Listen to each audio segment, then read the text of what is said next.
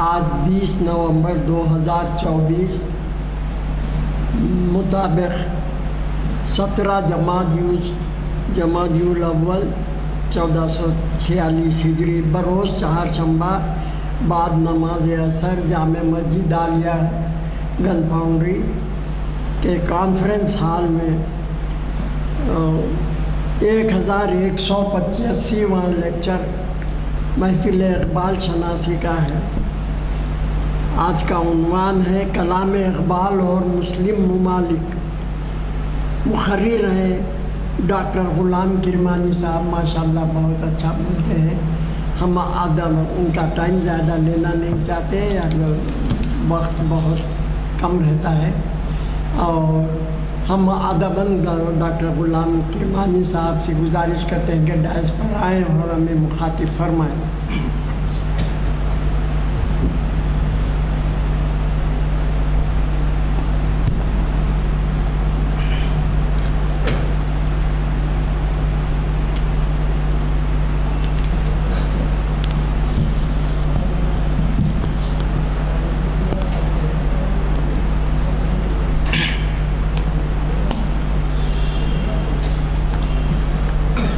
السلام علیکم ورحمۃ اللہ وبرکاتہ۔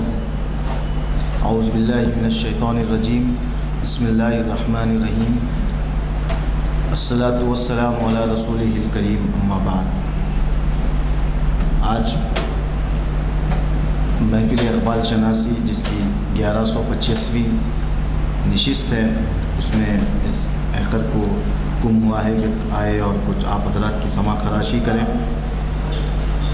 اس سے پہلے کہ میں اپنے عنوان پہ آؤں، مجھے ایک بہت ہی مسرت ہوئی کچھ دنوں کا پہلے اخبار میں نے جب دیکھا کہ یوم تعلیم کے دن جو ڈاکٹر ہمارے ایڈوکیٹ غلام یزدانی صاحب کو تلنگانہ گورنمنٹ نے جو اعزاز دیا ہے، واقعی وہ ہمارے لیے بہت بوسٹ ہے، ہمارے لیے وہ بہترین ان کا انتخاب تھا۔ وہ ہم تلنگانہ گورنمنٹ کا بہت شکریہ ادا کرتے ہیں کہ انہوں نے حضرت غلام یزدانی صاحب کو تہنیت پیش کی۔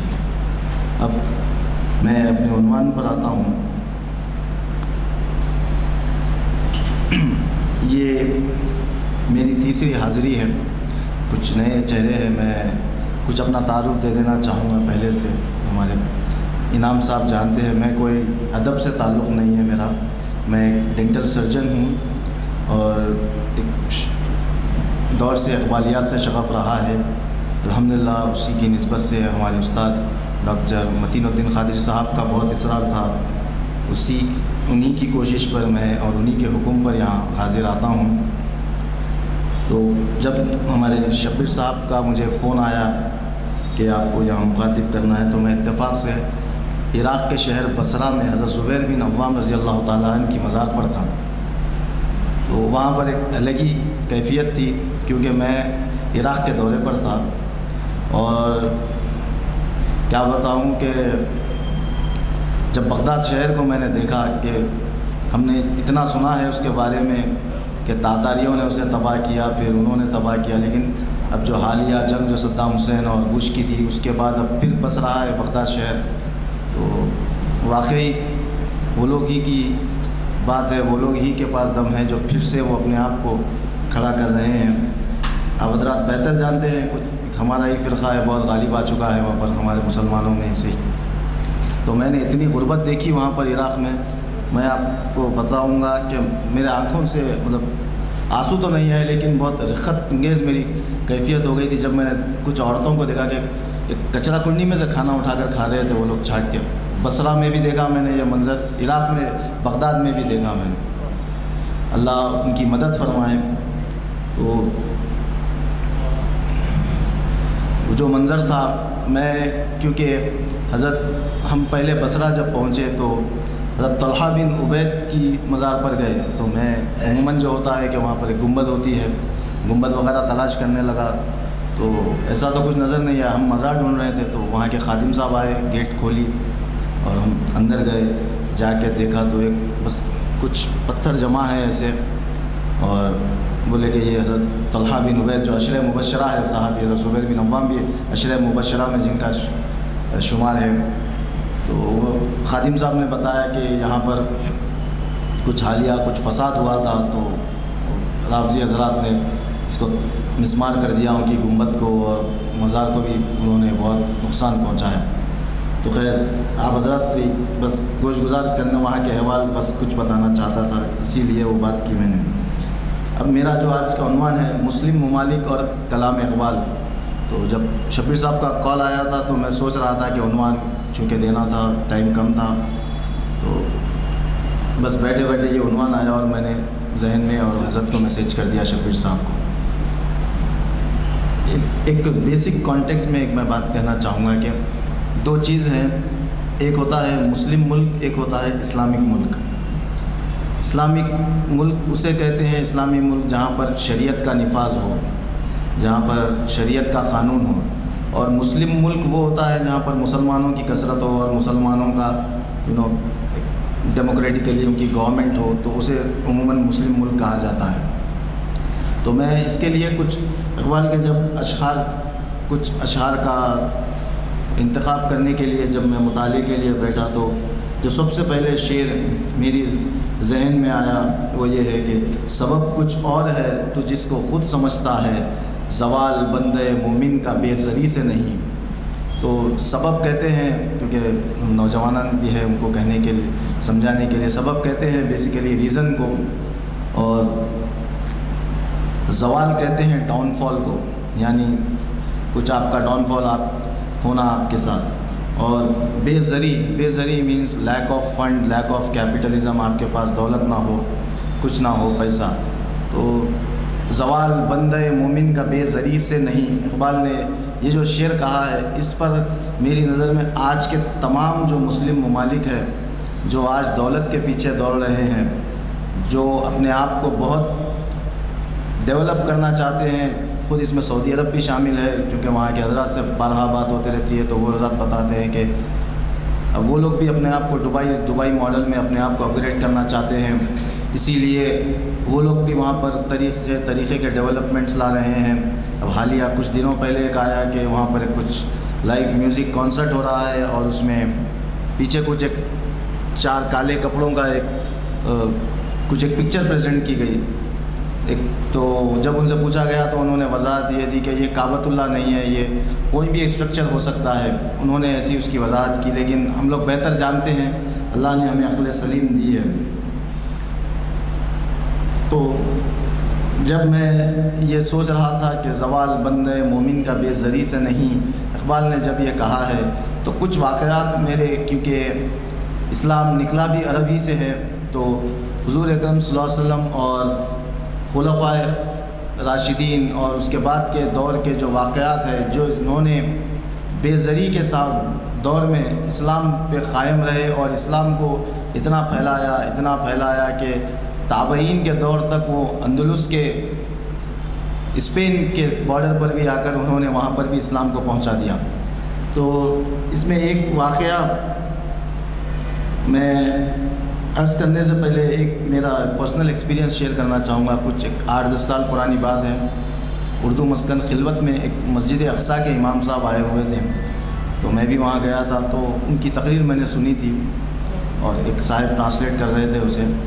تو انہوں نے یہ کہا تھا کہ اللہ نے جو عربوں سے کام لینا تھا وہ ختم ہو گیا.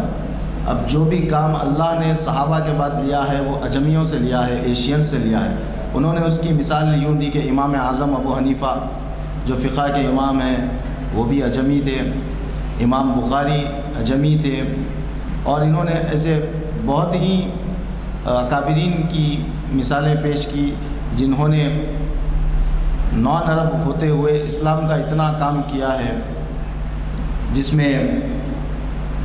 جس کی وجہ سے اسلام بہت پھیلا ہے, اور اسلام کی فقہ ہو یا حدیث ہو اس میں ان لوگوں کو ہمارے تک جو متن پہنچا ہے, جو کانٹیکسٹ پہنچا ہے وہ صحیح سلامت پہنچا ہے.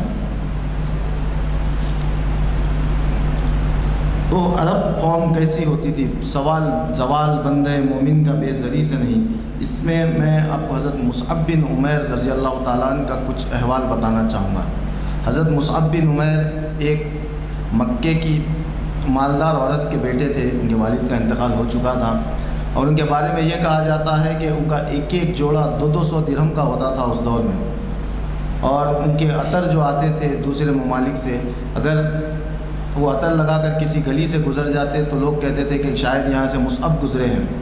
لیکن جب وہ حضور اکرم صلی اللہ علیہ وسلم سے دست اقدس پر بیعت کیے اور مسلمان ہو گئے تو سب سے پہلے ان کے چچا نے کہا کہ تم کو یہ دولت چھوڑنی ہوگی. انہوں نے کہا ٹھیک ہے.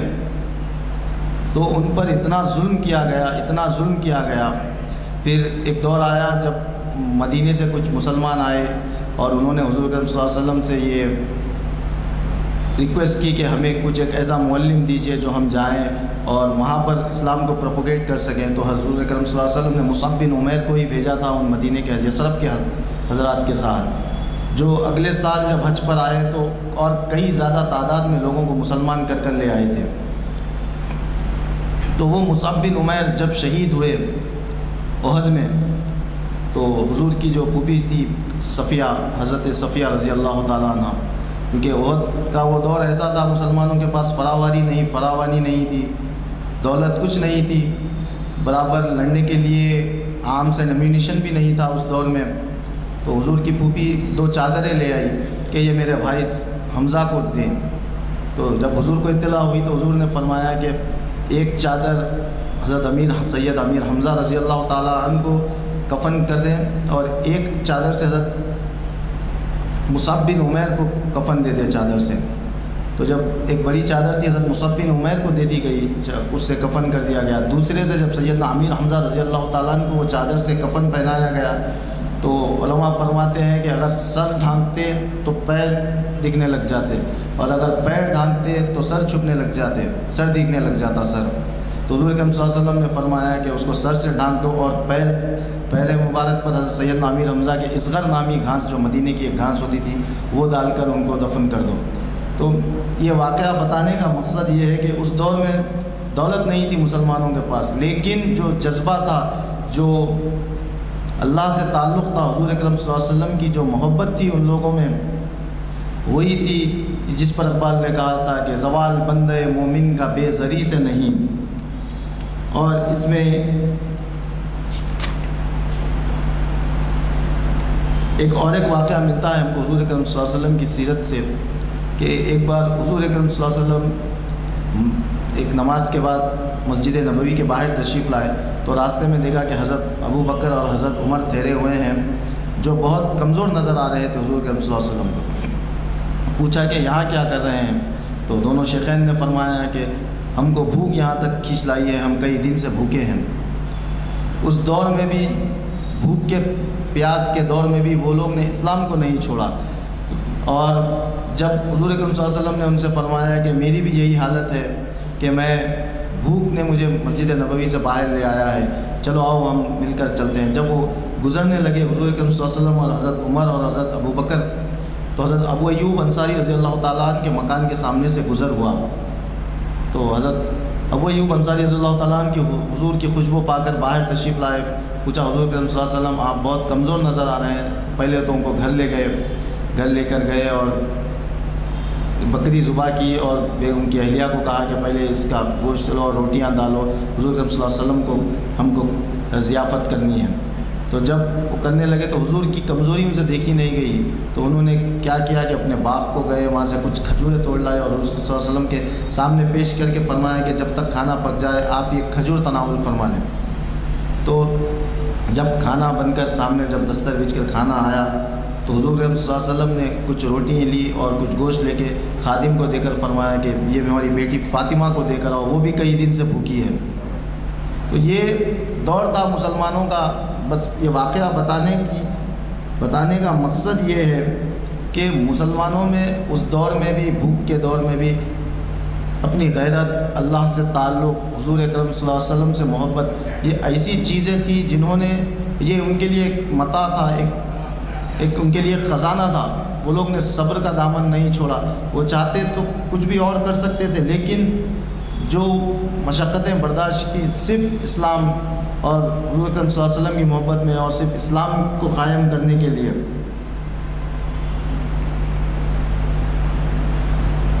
پھر ایک ایسا دور بھی آیا عمر بن عبدالعزیز کا.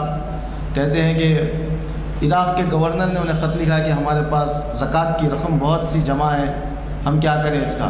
تو حضرت عمر بن عبدالعزیز جو خلیفہ تھے انہوں نے کہا کہ یہاں مت لے آنا, آپ وہیں پر اس کو تقسیم کر دیجئے. یہاں بھی یعنی اس دور میں زکوٰۃ لے کر پھرتے تھے, لیکن زکوٰۃ کے مستحقین نہیں تھے, زکوٰۃ لینے والے نہیں تھے, ریسیورس نہیں تھے زکوٰۃ کے. وہ ایسا دور تھا. اس دور میں بھی مسلمان قائم رہے. اس کا یہ واقعہ بتانے کا مطلب یہ ہے کہ کیسا بھی دور ہو, مشقت کا دور ہو یا فراوانی کا دور ہو یا بھوک کا دور ہو, اسلام پر ہم کو قائم رہنا ہے. اسی لیے اقبال نے کہا ہے کہ زوال بندے مومن کا بے زری سے نہیں. کیونکہ علامہ اقبال کو حکیم الامت بھی کہا جاتا ہے. وہ امت کا مرض بھی جانتے ہیں, درد بھی جانتے ہیں اور علاج بھی جانتے ہیں. اسی علاج میں انہوں نے یہ شعر یہ کہا ہے. اب اگلا شعر جو ایک عربیوں کے اس دور کے, آپ حضرات جانتے ہوں گے کہ انگلش میں ایک ایویسینا نام ہے, ابن سینا جسے کہا جاتا ہے, اور بہت لوگ تھے اس دور کے.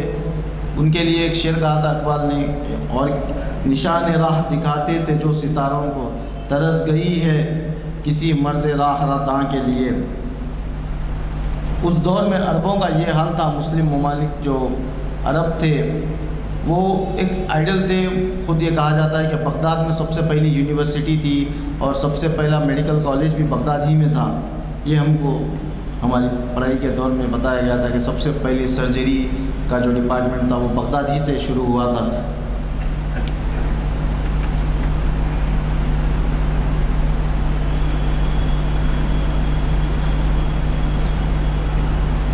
اب میں کچھ غزہ کے بارے میں عرض کرنا چاہوں گا, فلسطین کے بارے میں. اس پر کیونکہ یہ بھی ایک مسلم ملک ہے, وہاں کے حالات ایک سال 1.5 سال سے ہم بھی دیکھ رہے ہیں. قریب اکتوبر 8, 2023 کو جو جنگ شروع ہوئی تھی آج بھی وہ جاری ہے. جو اپنا کلیم کرتے ہیں کہ یہ ہماری جگہ ہے, یہ ہمارا لینڈ ہے, اس پر اقبال نے اس دور میں کہا تھا, ہے خاک فلسطین پہ یہودی کا اگر حق, ہسپانیہ پر حق نہیں کیوں اہل عرب کا. اسپانیہ کہتے ہیں اسپین کو, اور اس میں مسلمانوں نے قریب 800 سال حکومت کی. تو اگر یہودی یہ سمجھتے ہیں کہ فلسطین ہماری جگہ ہے تو پھر مسلمانوں کو بھی یہ کلیم کرنا چاہیے کہ اسپین میں ہمارے بھی آبا و اجداد نے 800 سال حکومت کی تھی, وہ بھی ہمارا مرکز ہے. اسی کے تعلق سے ایک حدیث شریف جو میں نے پڑھی ہے اس کے بارے میں کچھ کہنا چاہوں گا. ایک معاذ بن جبل رضی اللہ تعالیٰ عنہ سے ایک حدیث ہے. حضور اکرم صلی اللہ علیہ وسلم نے فرمایا کہ عمران البیت المقدس خراب الیثرب. عمران ایک ایسا لفظ ہے, عمران نہیں عمران. یہ عمران کے عربی میں 3 معنی آتے ہیں.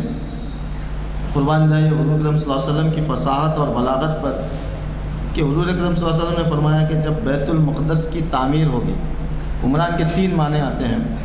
ایک ہوتی ہے پراسپیرٹی، یعنی خوشحالی جب آتی ہے. آج دیکھیے آپ اسرائیل جس کو کہتے ہیں، فلسطین پہ یہ لوگ جہاں پر ہیں، آکوپائڈ پیلسٹین پر، وہاں پر بڑے بڑے MNCs ہیں، بڑے بڑے ریسرچ اینڈ ڈیولپمنٹ کے آفیسز ہیں، سب وہاں پر آ رہے ہیں. دوسری اس کا ایک دوسرا معنی ہوتا ہے عمران کا آباد کاری، نئے کالونیز بنانا. یہ تو ہم آئے دن اخبار میں پڑھتے رہتے ہیں کہ اس پر ایک بات یوں ہے کہ کچھ یہ ایکسپرٹس کا یہ کہنا ہے کہ جب فلسطین میں حماس ہو یا ان سے پہلے کی کچھ تنظیمیں ہوں، جب انہوں نے اسرائیل پر حملہ کیا ہے تو اسرائیل نے پلٹ کر جب بھی حملہ کیا ہے وہاں پر اپنی نئی کالونی آباد کی ہے.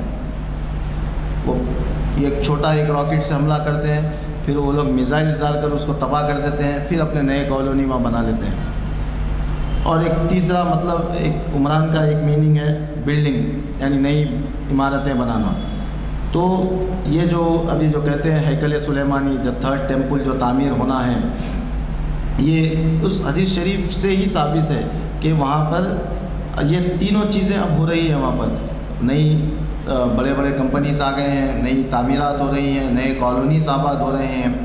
اس سے یہ ہوگا جب یہ 3rd ٹیمپل بن جائے گا، خراب الیثرب یعنی مدینے کے شہر مدینے میں خرابی بڑھ جائے گی. یہ میں نے حدیث شریف ہے حضرت معاذ بن جبل کے رضی اللہ تعالیٰ عنہ سے، حضور اکرم صلی اللہ علیہ وسلم سے معاذ بن جبل نے روایت کی ہے. اور یہ حدیث کی خاص بات یہ ہے کہ حضور اکرم صلی اللہ علیہ وسلم نے حضرت معاذ کی ران پہ مار کے یہ فرمایا تھا کہ یہ ہونا ہے، یہ ہو کر رہے گا. تو اس کے بعد یہ ہوگا کہ ملحمۃ العظمیٰ، ہم جس کو ورلڈ وار کہتے ہیں، پھر ایک 3rd ورلڈ وار، ایک ملحمۃ العظمیٰ کا آغاز ہوگا. پھر اس کے بعد خروج دجال ہوگا. تو یہ آج کے جو غزہ کے حالات ہیں وہ دیکھتے ہوئے ہمارے دوسرے مسلم ممالک کا جو رول ہے وہ تو ہمیں بہت شرم سے پانی کر دیتا ہے. ہم تو یہاں ہیں، بس کچھ کر نہیں سکتے. دعا ہے بس ہماری اللہ ان مجاہدین کی مدد فرمائے. اور دوسری چیز جو میں نے ایک نوٹس کی ہے آج کے مسلم ممالک میں، ہم نے حضور اکرم صلی اللہ علیہ وسلم کے بعد جو خلفاء میں دیکھا، ایک ہوتی ہے خلافت، ایک ہوتی ہے ملوکیت. حضور اکرم صلی اللہ علیہ وسلم نے فرمایا کہ میرے بعد 30 سال خلافت رہے گی راشدہ، خلافت راشدہ رہے گی. اب اس 30 سال میں تو یعنی میں جس علماء سے سنتا ہوں ان علماء میں 5 اصحاب ہیں جو خلافت راشدہ جن پر ختم ہوتی ہے.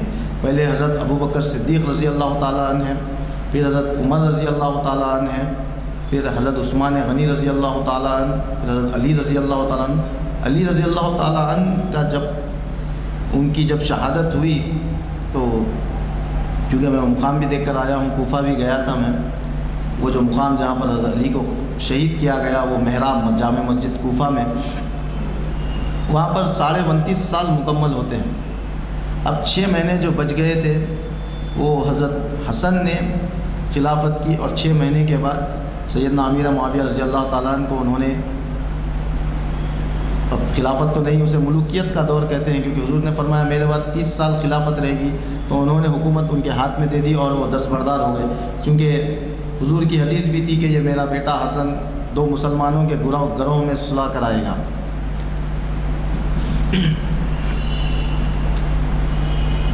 تو حضرت جب خلافت ختم ہوئی، حضرت امیر معاویہ رضی اللہ تعالیٰ عنہ کا دور آیا، ان کے بعد پھر ملوکیت شروع ہوئی. آج بھی ہمارے پاس عرب ممالک میں وہی چل رہا ہے کہ باپ کے بعد بیٹا. کیونکہ یہ کہنے کا مقصد یہ ہے کہ جب حضرت عمر بستر مرگ پر تھے، آخری سانسیں گن رہے تھے اپنی، تو ان سے پوچھا گیا تھا کہ کیا آپ کے بیٹے عبداللہ بن عمر کو خلیفہ بنایا جائے، تو انہوں نے کہا تھا کہ اسے تو طلاق دینے نہیں آتی برابر، اسے کیسے خلیفہ بنائیں گے آپ. یعنی انہوں نے اپنی بیوی کو طلاق دیا تھا، وہ بھی صحیح طریقے سے نہیں دیا تھا، اس لیے حضرت عمر نے منع فرما دیا تھا. لیکن جب حضرت علی سے پوچھا گیا کہ آپ کے بعد آپ کے صاحبزادے حسن ابن علی رضی اللہ تعالیٰ عنہ کو خلیفہ بنایا جائے، تو انہوں نے کہا تھا کہ نہ میں ہاں کہوں گا نہ میں اس کے لیے نہ کہوں گا، یہ آپ لوگ کی مرضی ہے، آپ لوگ ایک مجلس شورا بنائیں اور آپ لوگ ہی ڈیسائیڈ کریں اسے.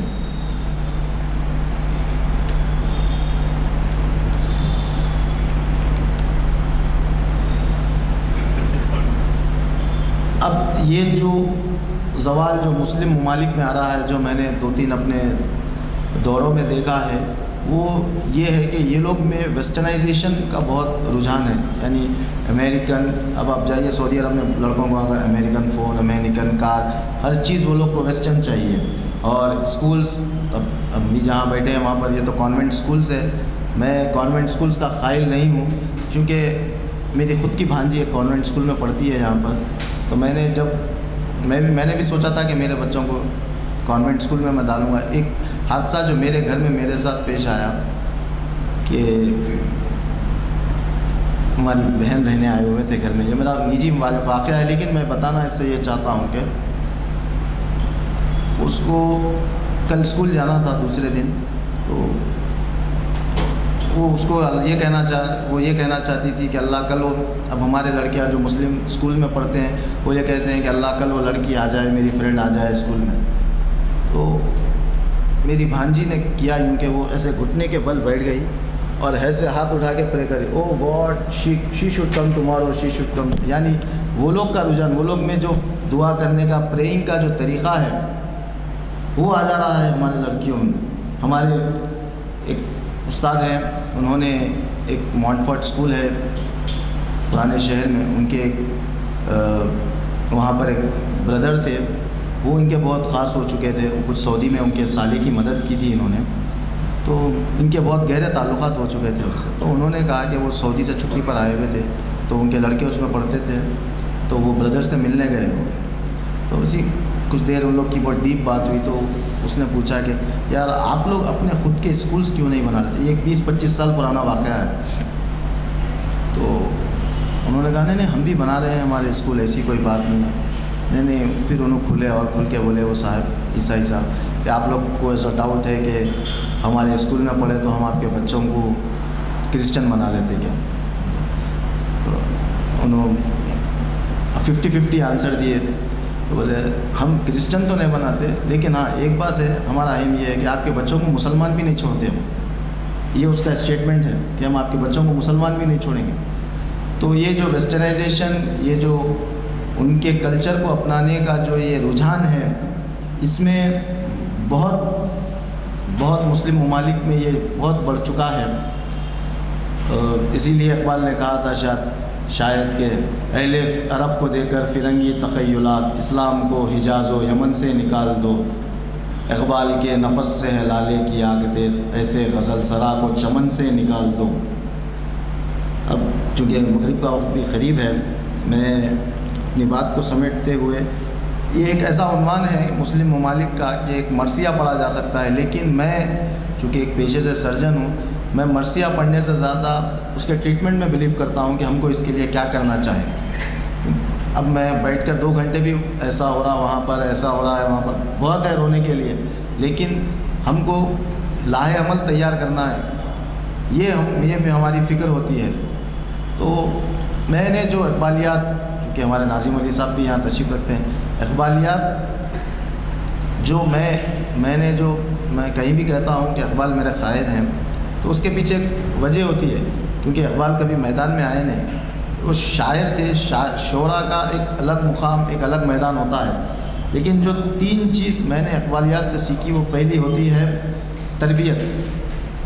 اقبال، کلام اقبال میں جو تربیت کے تعلق سے اگر میں کہوں تو اقبال کا جو سب سے بڑا شعر تربیت کے لیے، اور میرے نزدیک جو بڑا شعر ہے وہ یہ ہے کہ خاموش ہے دل بھری محفل میں چلانا نہیں اچھا، ادب پہلا قرینہ ہے محبت کے قرینوں میں. یہ اقبال نے کہا ہے. تو تربیت جو اقبال کی کلام سے ملتی ہے، آداب، چونکہ ایک بہت بڑے عالم مجتہد کو میں پڑھ رہا تھا، انہوں نے کہا تھا کہ میں نے اتنے سال اتنے کتب کا مطالعہ کیا، لیکن اسلام کا نچوڑ میں نے 2 چیز میں پایا، ایک صبر، ایک دوسرا اخلاق. اور دوسری چیز جو کلام اقبال میں ہمیں جو سیکھنے کو ملتی ہے خاص طور مجھے، وہ ہے ایک آگہی، اویئرنیس جسے کہتے ہیں، کہ آپ کے اطراف کیا ہو رہا ہے، کہ وطن کی فکر کر اے ناداں مصیبت آنے والی ہے، تیری بربادیوں کے مشورے ہے آسمانوں میں. جو ہند میں ہے ملا کو سجدے کی اجازت، ناداں یہ سمجھتا ہے کہ اسلام ہے آزاد.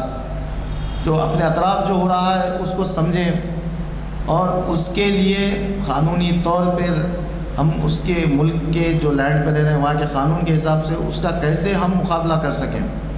میں کوئی ورغلانے کی بات نہیں کہہ رہا ہوں کسی کو, وہاں کے قانون کی پاسداری کرتے ہوئے ہم اس کو کیسے روک سکتے ہیں.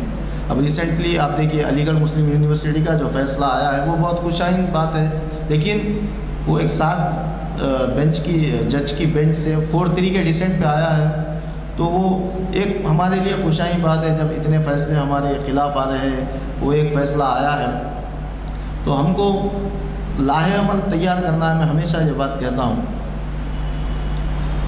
خود آگہی جو اقبال سکھاتا ہے, اقبال کا جو کلام ہے کہ آپ اپنے اطراف کیا ہو رہا ہے, کرنٹ افیئرس, اس کے لیے تو سب سے بنیادی چیز یہ ہے. میں اکثر ہمارے نوجوانوں میں ہم بھائی میرے کزنس میں کہتا ہوں کہ ہم کو ڈیلی اخبار پڑھنے کی عادت ہونی چاہیے, کیونکہ میں نے جیسا میری پہلی یہاں پر حاضری تھی, میں نے کہا تھا کہ میں اگر اردو سیکھا ہوں تو اخبار پڑھنے سے اردو سیکھی ہے میں کوئی اردو میڈیم کا اسٹوڈنٹ ہوں نہ میری سیکنڈ لینگویج کوئی اردو تھی, انگلش اسکول میں ہندی تھی میری, لیکن والدہ روز اخبار پڑھاتے تھے, اسی سے ہم نے اردو سیکھی ہے.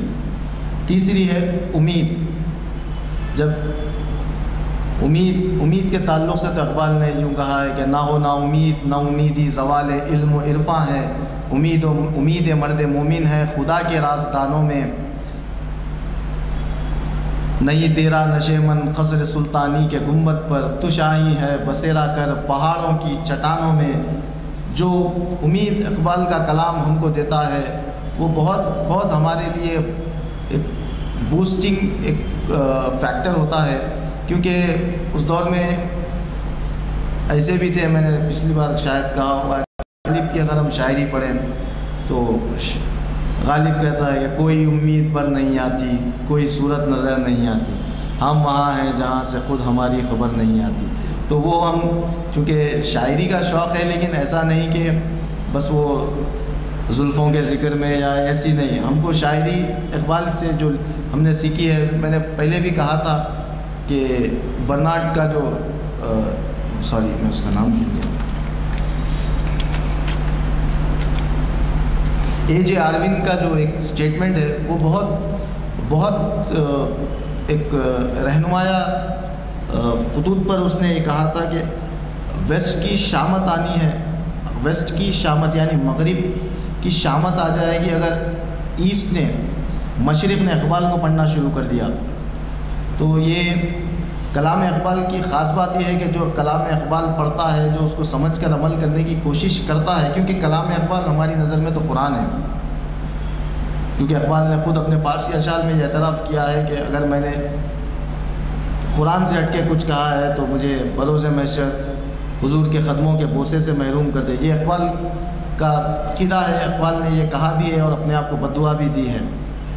تو میں اپنے کنکلوژن میں یہی کہنا چاہوں گا کہ کیونکہ یہ عنوان بہت وسیع ہے مسلم ممالک کے تعلق سے, شاید میں نے اس کے ساتھ انصاف کیا ہوگا, اللہ بہتر جانتا ہے, لیکن میں بس یہ بتانا چاہتا تھا کہ اس کے اثرات جو یہ ہو رہے ہیں, اس کے اثرات سے یہ جو مغربی رجحان, مغربی کلچر جو آ گیا ہے مسلم ممالک میں, چونکہ ہم پہلے دیکھتے تھے ویڈیوز میں وہ لوگ جبہ وغیرہ پہ رہتے تھے, آج کل تو جینس ٹی شرٹ سے ہٹ کے وہاں پر کوئی مل بھی نہیں رہا ہے.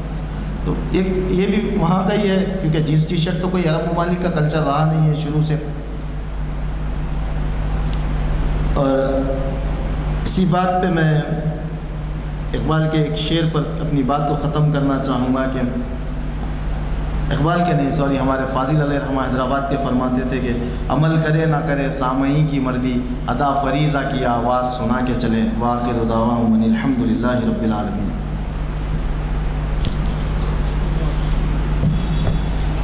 ماشاء اللہ سبحان اللہ, الحمدللہ اتنے کم وقت میں اتنے قیمتی موتی آپ نے پیش کیے, بہت ہی خوشی ہوئی آپ کو سننے کے لیے.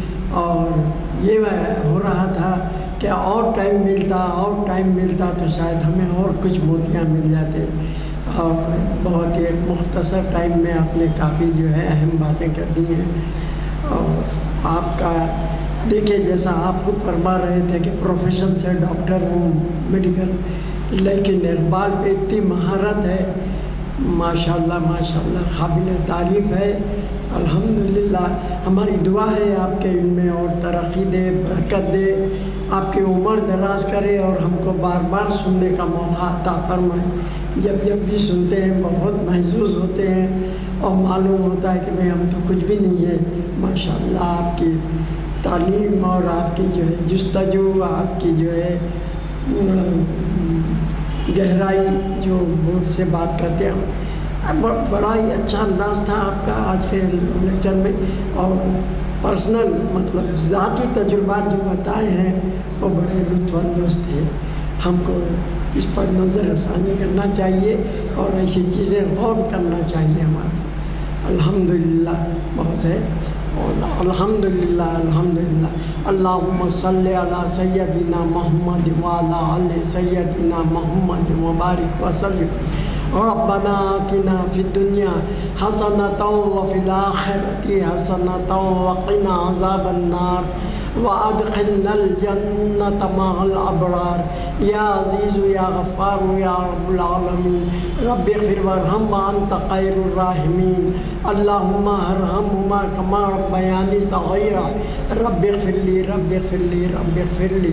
یا الہ العالمین یا رحم الراحمین. اے اللہ ہمارے والدین عزیز و قریب رشتہ دار، میرے مولا ہمارے اساتذہ صاحبان، افسران صاحبان جو بھی اس دنیا فانی سے گزر چکے ہیں، میرے مولا ان کے درجات میں بلندی عطا فرما، ان کی خبروں کو منور اور کشادہ کر دے. میرے مولا جنت کا ایک باغ بنا دے. اے اللہ جو بقید حیات ہیں ان کو توفیق دے، ہدایت دے، سچی توبہ کر لے، توبۃ النصوح کروا لے جو تیرے دربار میں قبول و منظور ہو جائے. میرے مولا ہم سب کو ہدایت دے کہ بقیہ زندگی حضور پاک نبی کریم صلی اللہ علیہ وسلم کی پیاری پیاری سنتوں پر عمل کرنے والا بنا دے.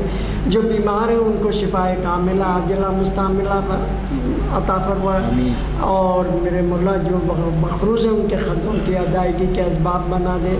اللہ جو پریشان حال ہے ان کی پریشانیوں کو دور فرما، خصوص کر غزہ کے لوگوں کو میرے مولا راحت دے، ان کی شہادتوں کو قبول فرما، ان کے جذبات کو، ان کے طاقت، ان کی قوت کو بڑھا دے. اے میرے مولا دشمنوں کے منصوبوں میں ان کو ناکامی عطا فرمائے، اور جو ہے میرے مولا جن لڑکے لڑکیوں کی شادیاں ہونا ہے میرے مولا اس کے اسباب بنا دے، بہتر سے بہتر رشتے فراہم فرما، سب کے گھر آباد و شاداب کر دے. الحمدللہ رب العالمین.